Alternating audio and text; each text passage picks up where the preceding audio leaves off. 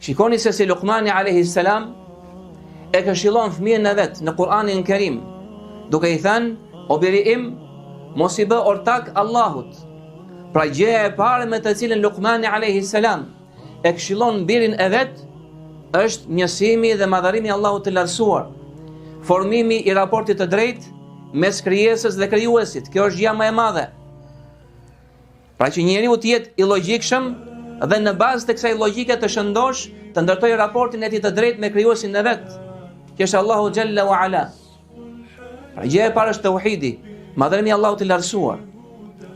Dhe po kështu i thot: "O biri im, fale namazin, urdhëro me të mirën dhe ndalo nga e keqja, dhe bë durim prej vështirësive të cilat të godasin ty."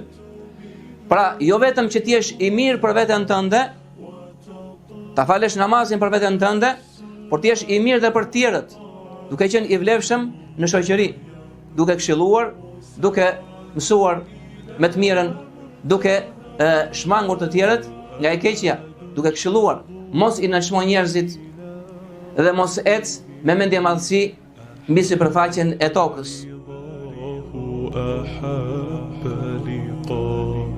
يظل